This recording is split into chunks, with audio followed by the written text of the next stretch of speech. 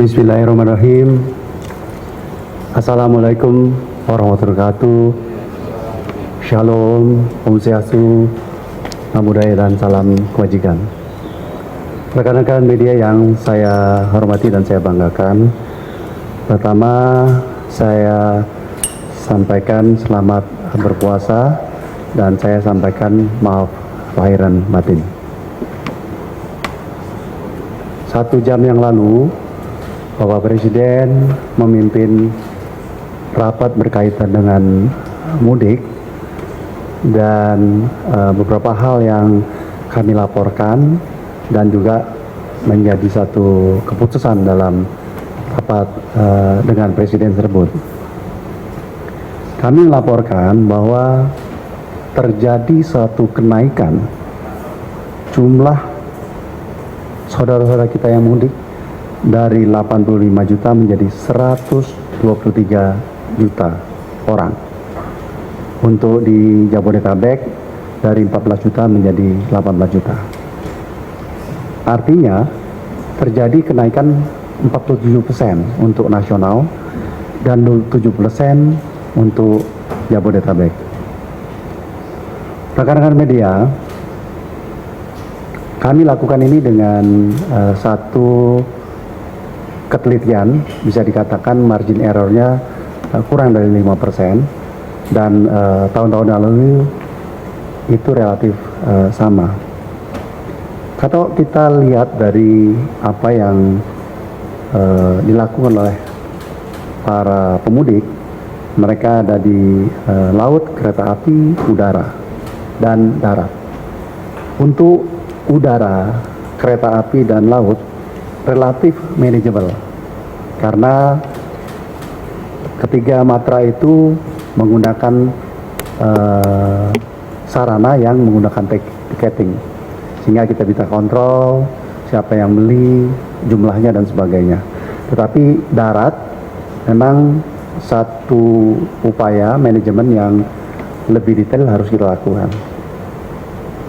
Kami bersama-sama dengan Kakor Lantas Polri dan juga Menteri Menko PMK sudah berkoordinasi bagaimana memanage mudik kali ini yang begitu signifikan. Dari catatan yang kita riset, maka terjadi atau akan mudik 22% itu menggunakan mobil pribadi, 20% menggunakan sepeda motor. Untuk mobil pribadi memang akan terjadi suatu penumpukan di Cipali dan di Merak, ya. Nah, untuk motor ini memang ada yang harus kita sampaikan kepada saudara-saudara kita yang tercinta bahwa seyogyanya tidak mudik menggunakan motor. Kami berkoordinasi dengan polisi, Korlantas, bahwa tingkat kecelakaan paling tinggi adalah penggunaan kendaraan bermotor. Apalagi yang ditempuh itu kira-kira dari 3 jam sampai 10 jam. Jadi melelahkan sekali. Nah, kita tentu tidak tinggal diam. Dengan itu kita melakukan upaya mudik gratis. Mungkin rekan-rekan wartawan sangat familiar dengan bis gratis, ya. Bis gratis itu paling tidak dari Kementerian Perhubungan ada 500 bis. Saya harapkan kementerian lain dan swasta juga mengadakan mudik gratis minimal untuk kalangan mereka sendiri. Supaya apa? Supaya tidak membebani apa yang kita programkan. Tidak saja berkaitan dengan bis, kita juga melakukan menggunakan kereta api, menggunakan kapal. Kalau kapal itu dari Jakarta ke Semarang, pembukaannya sudah dilakukan. Bis memang sangat populer dan berapapun yang kita sediakan habis. Kapal kami mohon sosialisasi dari rekan wartawan. Kita akan lakukan H-5 dari Priok menuju Semarang. Paling tidak mereka yang pun menggunakan sepeda motor sudah saving kira-kira 8 jam tidak menggunakan motor setelah Semarang, bisa ke Klaten, bisa ke Salatiga dan sebagainya. Nah, kami juga mencatat bahwa asal mereka mudik itu paling banyak dari Jawa Timur, tetapi tujuan paling banyak itu Jawa Tengah. Nah, oleh karenanya memang jalur Cipali adalah satu titik yang paling tinggi tingkat kemacetannya, dan kita harus menggunakan rekayasa lalu lintas yang intensif. Tadi ada putusan Bapak Presiden berkaitan dengan cuti bersama. Kalau sekarang itu cutinya sesuai dengan SKB 3 Menteri dari tanggal 21 sampai tanggal 26. Kami tadi bersama-sama Kapolri mengusulkan liburnya maju 2 hari. Jadi mulai tanggal 19 sudah libur, 20 sudah libur, tapi masuknya 26. Jadi tambah 1 hari, tapi di depan maju 2 hari. Itu alasannya apa? Karena secara tradisional keinginan akan mudik ini tinggi sekali dengan volume yang banyak, dan kalau dilihat itu tertuju sama hanya tanggal 21, maka terjadi penumpukan yang luar biasa. Nah, sehingga dengan dimajukan itu pemudik bisa mulai dari tanggal 18 sore, 19, 20, 21. Ada 4 hari mereka mudik. Sedangkan balik itu mereka harus pulang hari Rabu, tapi bagi mereka yang berkeinginan untuk melakukan cuti lebih panjang bisa sampai tanggal 30 sampai tanggal 1. Itu satu keputusan yang tadi diambil, diskusi yang cukup efektif ya. Satu hal yang kita himbau terutama berkaitan dengan swasta agar memberikan THR lebih awal, sehingga pada saat tanggal 18 dipastikan mereka sudah terima THR dan mereka bisa melakukan satu perjalanan mulai 18 malam. Rekan-rekan wartawan yang saya cintai, dari sekian banyak titik-titik mudik yang krusial, ada 3 titik yang memang menjadi konsentrasi kita. Satu itu adalah dari Jakarta menuju Semarang, yang kedua adalah angkutan dari Merak menuju ke Bangkahuni, yang ketiga adalah penerbangan yang di Suta. Saya melaporkan dulu kalau di Suta relatif manageable, artinya kita bisa memastikan bahwa jumlahnya itu tertentu sesuai dengan kapasitas. Upaya meningkatkan jumlah kapasitas itu bisa dilakukan dengan satu, memperbanyak pesawat. Kalau memperbanyak pesawat itu dari awal kita sudah lakukan rem cek, sehingga kapasitas atau jumlah yang bisa terbang itu banyak. Kemarin Dirjen sudah melakukan itu. Yang kedua, kita menambah jam operasi. Jadi jam operasi bandara yang tadinya katakanlah sampai jam 4, kita suruh sampai jam 8. Yang tadinya sampai jam 12, kalau bisa 24 jam. Seperti Suta itu harus 24 jam. Kenapa? Supaya rotasi pesawat itu memang bergerak lebih maksimal. Kalau biasanya cuman katakanlah 6 flight, ini bisa 8 flight, sehingga jumlah yang diangkut lebih besar. Dan ada hal yang penting kami sampaikan pada operator, tolong tidak menaikkan tarif sewenang-wenang. Kita tahu saudara kita butuh untuk mudik atau berlibur, operator supaya kooperatif jangan menaikkan satu tarif yang berlebihan.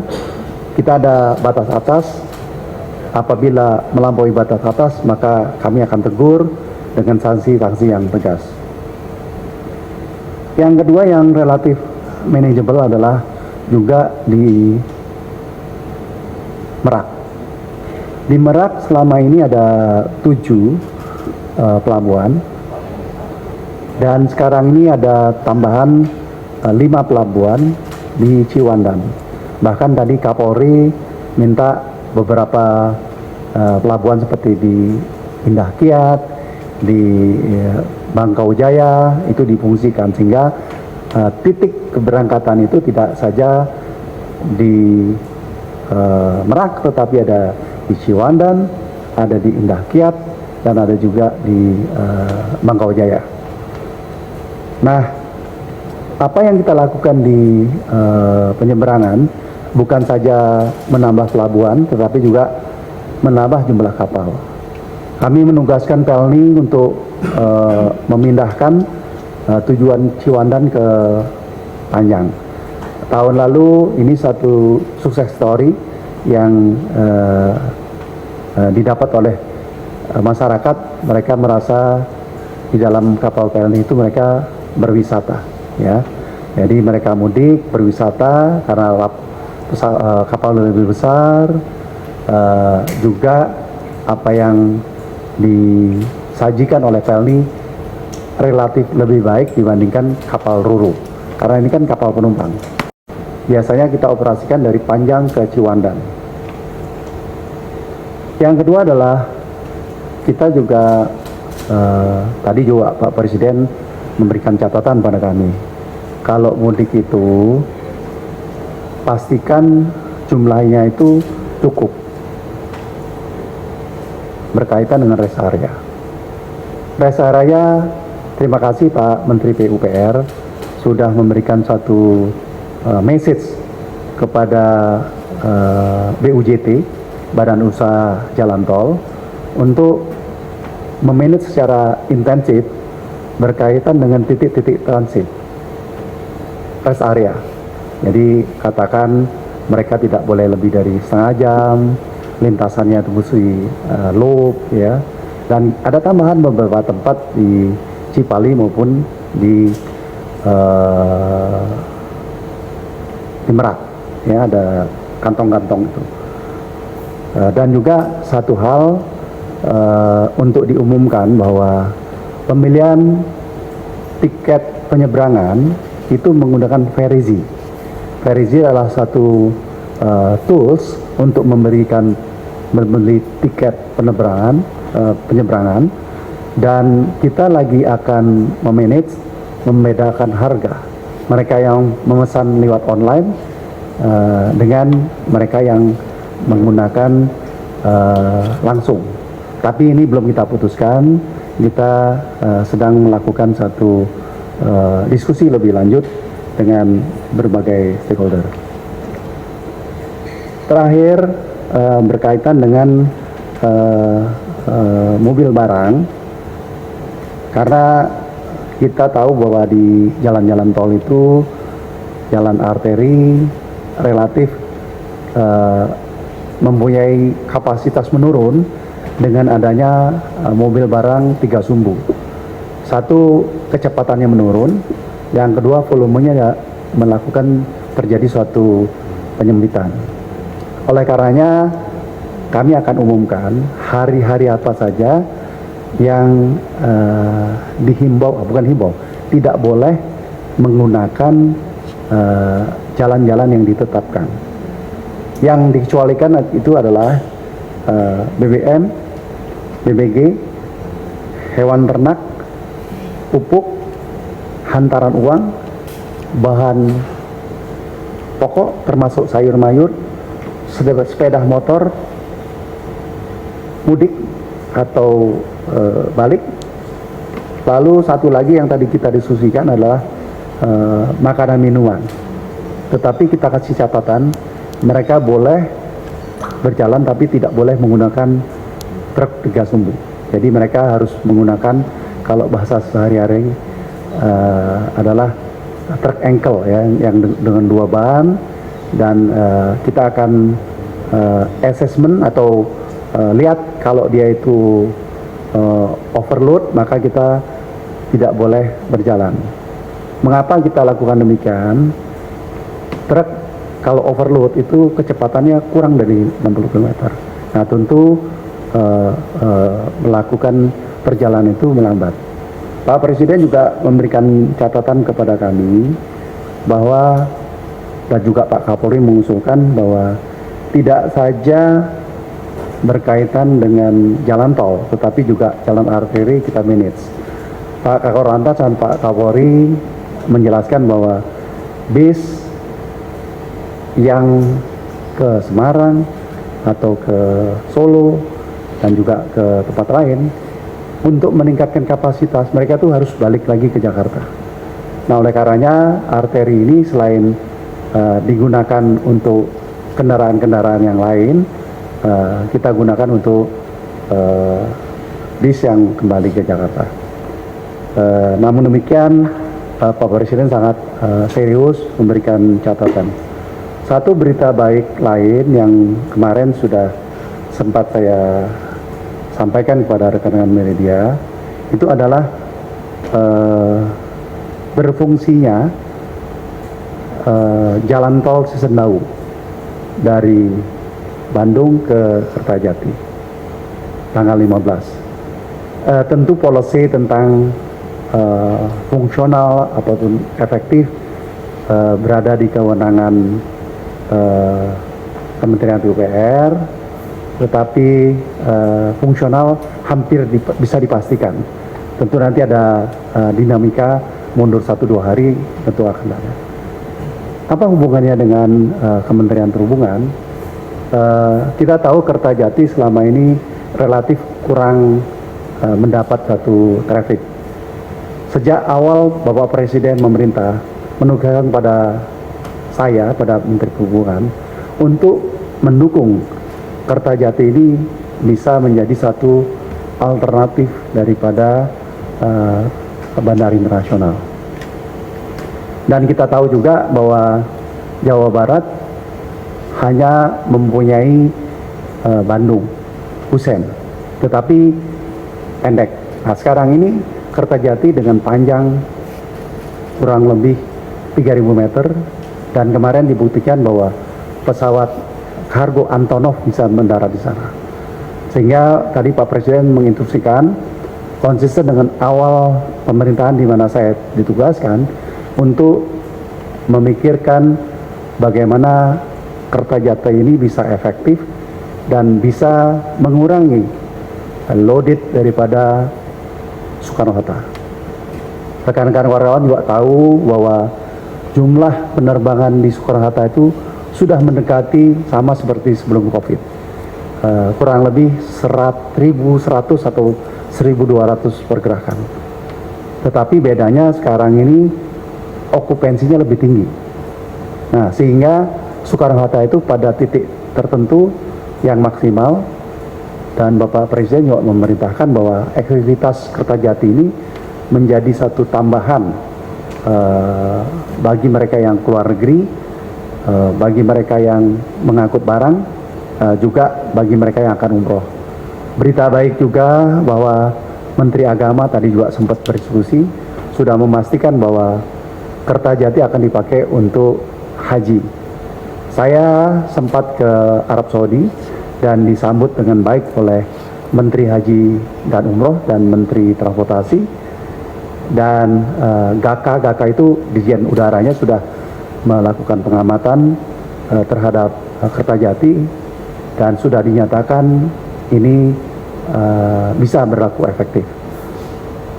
Kita sama-sama mendoakan agar mudik ini bisa berjalan dengan baik.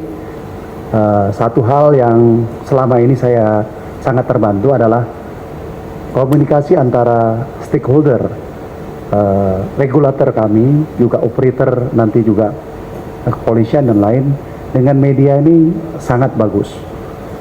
Keputusan-keputusan yang kadang tiba-tiba harus kita berlakukan 3 jam sebelum dilakukan, itu bapak-bapak, adik-adik semua yang menginformasikan. Oleh karenanya kami mohon dukungan dari media, karena jalur Cipali akan lebih ketat, jauh lebih ketat. Dan Kakor Lantas bersama dengan kami sudah menetapkan suatu rekayasa lalu lintas yang lebih terukur daripada sebelumnya. Demikian, terima kasih. Wassalamualaikum warahmatullahi wabarakatuh. Salam, Santi, Santi Om, salam kebajikan.